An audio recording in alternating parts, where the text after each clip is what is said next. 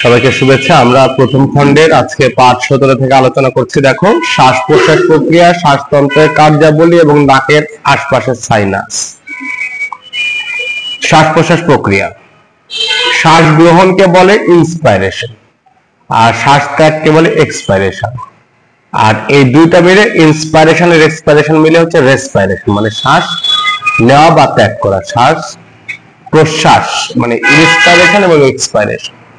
Inspiration মানে শ্বাস গ্রহণ আর এক্সপাইরেশন মানে শ্বাস ত্যাগ, আর দুইটা মিলে রেসপাইরেশন মানে শ্বাস প্রশ্বাস। দুই কার্যের মাধ্যমে শ্বাস প্রশ্বাস প্রক্রিয়া সংঘটিত হয়। শ্বাস গ্রহণ বা ইন্সপাইরেশন, শ্বাসতন্ত্রের মাধ্যমে বাতাস ভেতরে নেওয়াকে শ্বাস গ্রহণ বা ইন্সপাইরেশন বলে। ফুসফুস যখন প্রসারিত হয় তখন বাতাস ভেতরে ঢুকে। মধ্যচ্ছেদা বা ডায়াফ্রাম এবং পাজরাস্থি রিবসের মাংসপেশি ফুসফুসকে প্রসারিত করে। মধ্যচ্ছেদার হচ্ছে একটি পুরু পেশির পর্দা। মধ্যচ্ছেদার নিচের দিকে টান হলে ফুসফুস প্রসারিত হয়। পাজরে অবস্থিত মাংসপেশি সংকুচিত হলে পাজরের উপরের দিকে উঠে আসে। বুক আকারে বড় হলে ফুসফুস বাতাস ভেতরে টেনে নেয়। শ্বাস গ্রহণের সময় আমরা বায়ু থেকে অক্সিজেন গ্রহণ করি। আচ্ছা, এই যে কি বলছে, আমরা নিঃশ্বাস নিচ্ছি, তখন কি হচ্ছে, আমাদের বুকটা প্রসারিত হচ্ছে, ফুসফুসটা ফুলে উঠতেছে। এই যে ফুসফুস যখন প্রসারিত হচ্ছে তখন তো বাতাস ভেতরে ঢুকতেছে, তাই না? ফুসফুস প্রসারিত না হলে তো বাতাস ভেতরে ঢুকতে পারবে না, সেটা বলছে। আচ্ছা, তাহলে এই যে আমরা নিঃশ্বাস নিচ্ছি তখন কি হচ্ছে, আমাদের বুকটা প্রসারিত হচ্ছে, তার মানে কি ফুসফুসটা প্রসারিত হচ্ছে। ফুসফুস প্রসারিত হলে বুক প্রসারিত হবে না, হবে? আচ্ছা, এবং মধ্যচ্ছেদ ডায়াফ্রাম যেটা বলে, ডায়াফ্রামটা উপরের দিকে কি হচ্ছে, উপরের দিকে উঠে আসতেছে, তখন আমরা নিঃশ্বাস নিতে পারতেছি। এবং এই নিঃশ্বাস ইন্সপাইরেশন করার সময় আমাদের কয়েকটা জিনিস কাজ করতেছে একসঙ্গে। একটা ডায়াফ্রাম কাজ করতেছে, দ্বিতীয়ত ফুসফুস কাজ করতেছে, তৃতীয়ত রিবস কাজ করতেছে। রিবস মানে কি, বুকের এই পাঁজর অস্থি, পাঁজরের যে অস্থিগুলো আছে এই অস্থিগুলো কাজ করতেছে, এবং প্রত্যেকটা অস্থির মাঝখানে এরকম ফাঁকা। ক্লিয়ার করে দেখেছো? দেখো কঙ্কালটায় বা আমাদের বুকে হাত দিলে বোঝা যায় প্রত্যেকটা অস্থির মাঝখানে এরকম ফাঁকা। এই ফাঁকাটাকে বলে ইন্টারকস্টাল রিসিশন। কি বলে?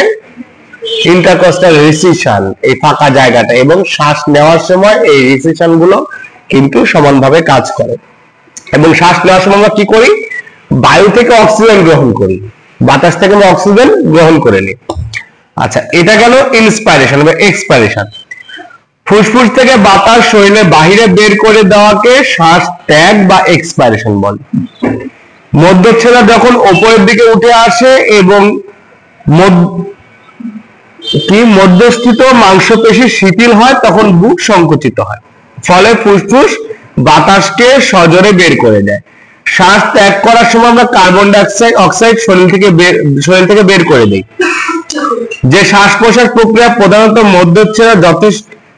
মধ্যচ্ছেদা সচেষ্ট থাকে এবং বুকের দেওয়ালগুলো প্রায় বিশ্রামে থাকে, সেই শ্বাস প্রশ্বাস উদরাল শ্বাস প্রশ্বাস বা অ্যাবডোমিনাল টাইপ অফ রেসপিরেশন বলে।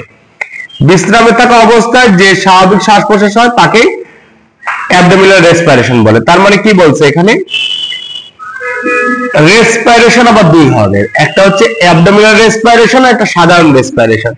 যেই সময় আমাদের ডায়াফ্রামটা শিথিল থাকে এবং বুকের দেওয়ালটা, মানে এই যে দেওয়ালটা আছে এটা সম্পূর্ণ বিশ্রামে থাকে, সেই সময় যে রেসপিরেশন হয় সেটাকে বলে অ্যাবডোমিনাল টাইপ অফ রেসপিরেশন। আর আমরা সাধারণত যে রেসপিরেশন নিই সেটা, মানে সাধারণ যে শ্বাস প্রশ্বাস নিই সেটা সাধারণ রেসপিরেশন। এখানে জানার বিষয় হচ্ছে দুইটি, একটি হচ্ছে রেসপিরেশন সমান সমান ইন্সপাইরেশন এক্সপাইরেশন, মানে শ্বাস প্রশ্বাস সমান সমান শ্বাস গ্রহণ শ্বাস ত্যাগ, এটা একটা গেল।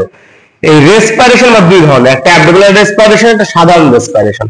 সাধারণ রেসপিরেশন আমাদের বুকের সবগুলো মাংসপেশি সেখানে কাজ করতেছে, আর অ্যাবডোমিনাল রেসপিরেশন যেটা, সেটাতে বুকের মাংসপেশি কম কাজ করতেছে, সেখানে আমাদের পেটের মাংসপেশি বেশি কাজ করে। আমরা যখন স্বাভাবিক অবস্থায় শুয়ে থাকি তখন দেখো আমরা যে নিঃশ্বাসটা নিই তাতে কিন্তু পেট বেশি ওঠানামা করে, তাই বেশি ওঠানামা করে না, এই জন্য এটা অ্যাবডোমিনাল রেসপিরেশন। আর আমরা যখন দাঁড়ানো অবস্থায় শ্বাস নিই তখন কিন্তু আমাদের বুকটাই বেশি ওঠানামা করে, এটা হচ্ছে সাধারণ রেসপিরেশন। তাহলে রেসপিরেশন দুই ধরনের, একটা অ্যাবডোমিনাল রেসপিরেশন, একটা সাধারণ রেসপিরেশন। আর রেসপিরেশন গঠিত হয় দুইটা জিনিস নিয়ে, একটা হচ্ছে ইন্সপিরেশন আর একটা এক্সপিরেশন।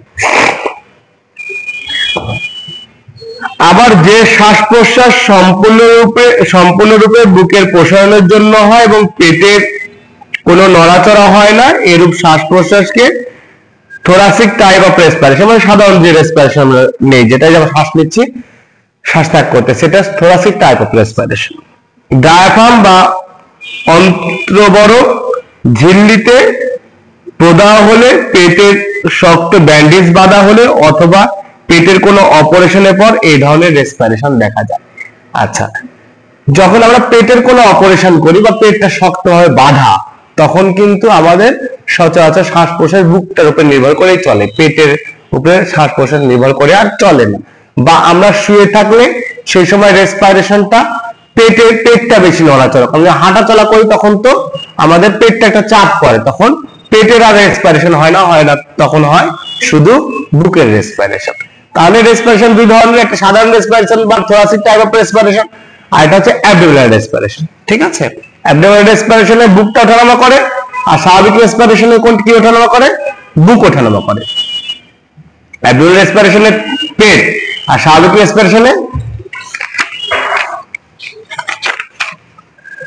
ব্যায়াম করার সময় পাঁজরের উপরের দিকে উঠে আসে, বুকের আয়তন বেড়ে যায় এবং অনেক বেশি বাতাস ফুসফুস টেনে নেয়। এই সময় শ্বাস প্রশ্বাস উদরময় এবং বক্ষ উভয় ধরনের হয়। যখন ব্যায়াম করে মানে হাঁপায় যায়, তখন পেটও ঝোঁকে বুকও ঝোঁকে।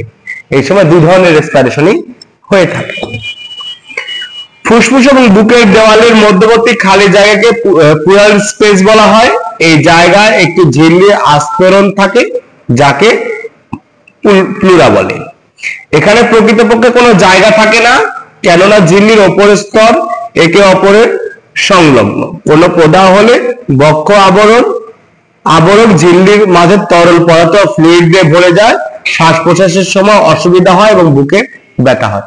আমরা কয়েকটা কাভারিং এর নাম লিখেছিলাম, এটা কি তোমাদের লিখেছিলাম নাকি?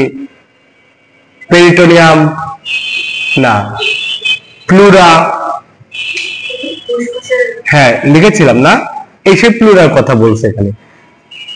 আমরা মায়োকার্ডিয়াম, এন্ডোকার্ডিয়াম মনে আছে লিখেছিলাম গত ক্লাসে, সেখানে প্লুরা লিখেছিলাম। আচ্ছা, এই প্লুরার কথা বলছে যে কোনো প্রদাহ হলে এইখানে পানি এসে জমা হয়ে যায় এবং তখন আমাদের শ্বাস নিতে কষ্ট হয়, প্লুরাইটিস বলে। এটা কি বলে?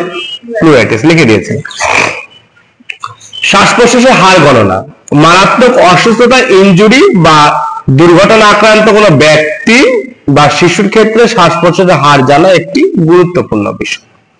মারাত্মক কোনো অসুস্থতা, ইনজুরি হয়েছে, সেই সময় প্রতি মিনিটে রোগী কয়বার শ্বাস নিচ্ছে, এটা জানাটা খুবই গুরুত্বপূর্ণ। তার কারণ হচ্ছে শ্বাস প্রশ্বাসটাকে ভাইটাল সাইন। যদি শ্বাস প্রশ্বাসের তারতম্য হয়, তাহলে রোগী খারাপের দিকে চলে যাচ্ছে, রোগী শকের দিকে চলে যাচ্ছে, রোগী খারাপ হচ্ছে, রোগী হয়তোবা সাফোকেশন হচ্ছে, অক্সিজেন লেভেল কমে যাচ্ছে, এগুলো বোঝা যায়, তাই না? তাহলে শ্বাস প্রশ্বাস গণনা করাটাও একটা ইম্পর্টেন্ট পার্ট। শ্বাস প্রশ্বাসের হার কি? শ্বাস প্রশ্বাস বলতে বোঝায় একবার শ্বাস গ্রহণ এবং একবার শ্বাস ত্যাগ। আমরা একবার শ্বাস নেই এবং একবার শ্বাস ত্যাগ করি, এই একটা মিলেই হচ্ছে শ্বাস প্রশ্বাস একবার। তার মানে আমি একবার শ্বাস নিলাম, এবার শ্বাস ত্যাগ করলাম, দুইবার হলো না কিন্তু, দুইটা মিলে একবার। হ্যাঁ, এইভাবে কোনো ব্যক্তি এক মিনিটে কতবার শ্বাস নেয় এবং ত্যাগ করে সেই সংখ্যাকে শ্বাস প্রশ্বাসের হার বলে। স্বাভাবিক শ্বাস প্রশ্বাসের হার বিভিন্ন বয়সে সাধারণত বিভিন্ন হয়, বয়স অনুযায়ী শ্বাস প্রশ্বাসের হার নিম্নে দেওয়া। এখন একটা ছোট বাচ্চা যতটুকু শ্বাস নেবে, আমি তুমি তো এতটুকু শ্বাস নেবো না, নেবো কি? কারণ ছোট বাচ্চার সাথে আমার বয়সের পার্থক্য আছে, আমার শরীরের গঠনের পার্থক্য আছে, এই জন্য শ্বাস প্রশ্বাসের হার বয়স ভেদে তারতম্য হতে পারে।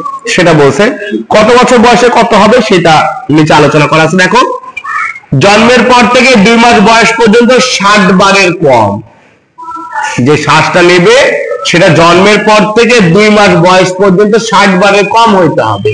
যদি 60 বারের বেশি হয় তাহলে ফাস্ট ব্রেথিং, সেটাও সমস্যা। 2 মাস থেকে 12 মাস বয়স পর্যন্ত 50-এর কম, যদি 50-এর বেশি হয় তাহলে সেটাও সমস্যা। 12 মাস থেকে 5 বছর বয়স পর্যন্ত শ্বাস প্রশ্বাস কত হয়? 40-এর কম। এবং বয়স্কদের ক্ষেত্রে 14 থেকে 18 বার। তার মানে আমরা প্রতি মিনিটে 14 থেকে 18 বার শ্বাস প্রশ্বাস নিয়ে থাকি। ঠিক আছে, এইখানে বললো যে কম, কেন বেশি বললো না? কমেরটা তো বললো, তাই না, যে এর চেয়ে কম হইতে হবে, এর চেয়ে বেশি না, তাই না? বা সর্বনিম্ন কত সেটা বললো না, কিন্তু সেটা কি বললো? সেটা বললো না। বেসিক্যালি যখন সাফোকেশন হয় আমাদের শরীরটায়, যখন আমরা শকের দিকে চলে যাই বা রোগী যখন খুব খারাপ অবস্থা দিকে চলে যায়, তখন শ্বাসটা বেড়ে যায়, কমে না, বেড়ে যায়, বাড়তে বাড়তে একসময় থেমে যায়। আমার কথা বুঝতে পেরেছো? যে শ্বাস প্রশ্বাসটা কমবে, অনেকক্ষণ পর পর নিচ্ছে, এখন টাইট না, তখন শ্বাস প্রশ্বাসের হার বেড়ে যাবে এবং বাড়তে বাড়তে ধাপ করে একসময় নাই হয়ে যাবে। খেয়াল করে দেখো মানুষ না, কম হয় না। যখন যখন রোগী খারাপের দিকে যায় তখন শ্বাস প্রশ্বাস বেড়ে যায়, কমবে না। যখন রোগী খারাপের দিকে চলে যাবে, রোগীর শকে চলে যাচ্ছে, রোগীর সাফোকেশন হচ্ছে due to lack to oxygen, হ্যাঁ এরকম হবে, কিন্তু তার চেয়ে মানে ওই রকম ধরনের কমে আসবে না, বাড়বে। রোগ যখন হয় তখন বেড়ে যায়, কমে না। শ্বাস প্রশ্বাস কমে মানে কমবে তখন মারা যাবে একবারে। কোন রোগীর কাছ থেকে মারা যেতে দেখেছো তোমার চোখের সামনে? দেখছো না? তখন শ্বাস প্রশ্বাস অনেক বেড়ে যায়, তারপর ধাপ করে বন্ধ হয়ে যায়। এইটাই শ্বাসতন্ত্রের কার্যাবলী। প্রতিবার শ্বাস গ্রহণের সময় অক্সিজেন সমৃদ্ধ বাতাস নাক মুখ দিয়ে ফুসফুসে প্রবেশ করে। শ্বাসনালীর বিভিন্ন অংশের মধ্য দিয়ে এই বাতাস ফুসফুসে বায়ুকোষে পৌঁছায়। অক্সিজেন বায়ুকোষ দেয়ালের মধ্যবর্তী কৌশিক নালীতে অর্থাৎ রক্তে প্রবেশ করে। অক্সিজেন লোহিত রক্তকণিকা হিমোগ্লোবিনের সাথে সংযুক্ত হয়। লোহিত রক্তকণিকা অক্সিজেনকে দেহের বিভিন্ন কোষ পর্যন্ত বয়ে নিয়ে যায়, বা রক্ত সংবহন তন্ত্রে যা আলোচনা করা আছে, রক্ত সংবহন তন্ত্র।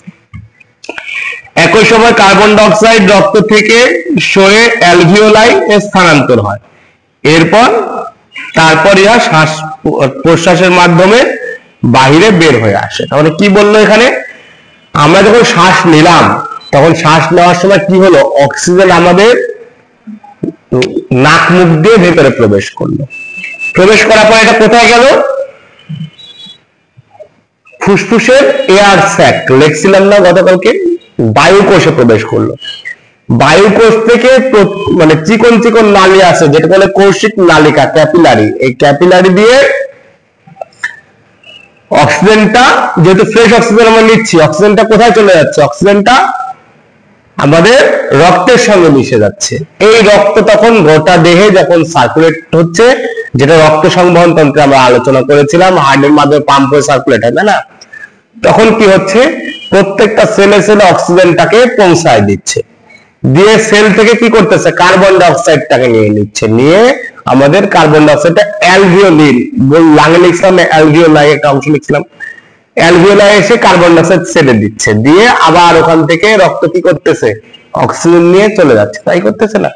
এই যে নিয়ে যাওয়া নিয়ে আসা, অক্সিজেন নিয়ে যাওয়া নিয়ে আসা, এইটাই, এরই কাজ হচ্ছে শ্বাসতন্ত্রের কাজ।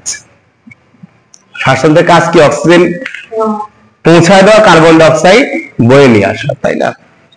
সাইনাস কি? সাইনাস হচ্ছে মুখে অবস্থিত, মুখের অস্থির মধ্যে এক ধরনের গহ্বর যা নাকের পাশে সংযুক্ত। সাইনাস মাথার খুলিকে হালকা রাখে, এগুলো কণ্ঠস্বরের গুণাগুণকে প্রভাবিত করে। এই যে আমাদের ফেসটাকে আল্লাহ তাআলা তৈরি করছে, এই ফেসটা তৈরি করার সময় হাড় জোড়া দিতে হয়েছে না? এই হাড়গুলো কিন্তু ফাঁপা, বা একটা হাড় যখন আরেকটা হাড়ের সঙ্গে জোড়া দেয় মাঝখানে একটা ফাঁকা অংশের তৈরি হয়, এটাই সাইনাস। সাইনাসের কাজ হচ্ছে আমাদের মাথাটাকে পাতলা রাখা। যদি মাথা ভারী হতো আমরা ঠাস করে পড়ে যেতাম। দেখবে যে কোনো জিনিসের যদি মাথা ভারী হয়ে যায়, যে জিনিস পড়ে যায়, খেয়াল করে দেখো,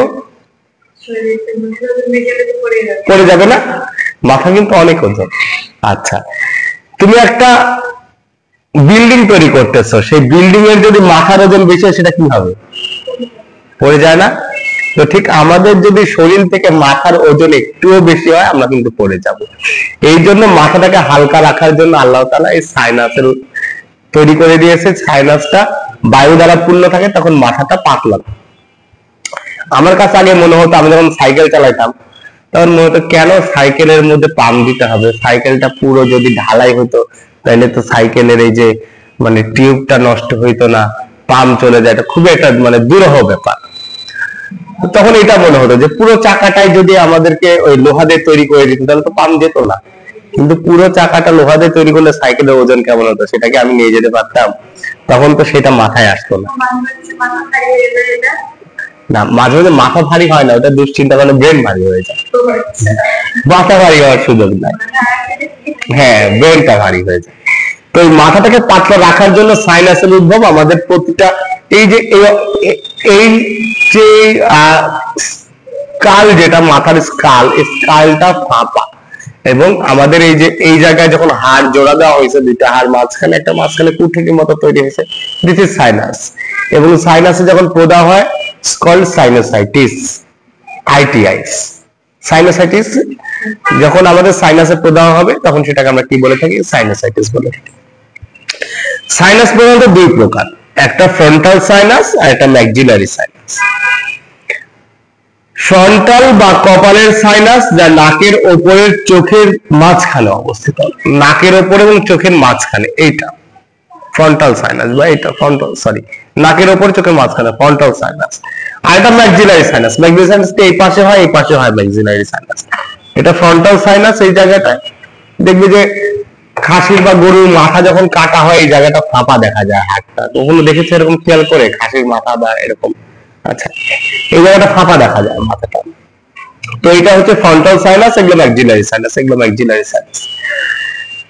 আচ্ছা, নাক থেকে সংক্রমণ খুব তাড়াতাড়ি সাইনাসে ছড়িয়ে পড়ে, সাইনাসের প্রদাহ বা সংক্রমণের ফলে ইহা তরল পদার্থে পূর্ণ হয়ে যায়। নাক থেকে খুব সহজে মানে প্রদাহটা এই সাইনাসে ছড়িয়ে পড়ে এবং সেই সময় জায়গাটা একদম তরল দ্বারা পূর্ণ হয়, যেটা বাষ্প হইতে পারে, সেটা পুঁজ হইতে পারে, সেটা পানি হইতে পারে, এই টাইপের। এই তরল পদার্থ সাইনাসে আটকে গেলে মাথা ব্যথা হতে পারে। সাইনাসের প্রদাহ ফলে মাথা ব্যথা সহ যে রোগের সৃষ্টি হয় তাকে বলে সাইনোসাইটিস। বেসিক্যালি সাইনাসের প্রদাহ হলে কখনোই মাথা ব্যথা হয় না, এটা ফেসিয়াল পেইন হয়। আমরা যেটা মাথা ব্যথা বলে আখ্যায়িত করি, রোগী আমাদের কাছেও আসে, বিভ্রান্তি নিয়ে এসে বলে আমার সাইনোসাইটিস হচ্ছে, ডাক্তার সাহেব অমুক ডাক্তার বলছে আমি তো সাইনোসাইটিসে ভুগতেছি, আমার মাথা ব্যথা কখনো ভালো হয় না। বেসিক্যালি মাথা ব্যথা কখনো সাইনোসাইটিস থেকে হবে না, সাইনোসাইটিসের ফেসিয়াল পেইন হবে, তোমার এই এই জায়গাটা ব্যথা করে, মাথায় ব্যথা করে না সাইনোসাইটিসের। মাথা ব্যথা তিন ধরনের, একটা হচ্ছে cluster headache, global headache, tension type headache, migrainal headache. মাথা ব্যথা এই চার ধরনের মাথা ব্যথা, এখানে সাইনোসাইটিসের কোনো সুযোগ নাই, ঠিক আছে। তাহলে সাইনাসে প্রদাহ হলে সেটাকে আমরা কি বলতেছি, সাইনোসাইটিস বলতেছি। তাহলে আজকের পাঠ থেকে আমরা কি জানলাম, আজকের পাঠ থেকে জানলাম শ্বাস প্রশ্বাস প্রক্রিয়া, শ্বাসতন্ত্রের কার্যাবলী এবং নাকের আশপাশের সাইনাস। আগামী দিন এই পাঠ 17টা পড়ে আসবো। ধন্যবাদ সবাইকে।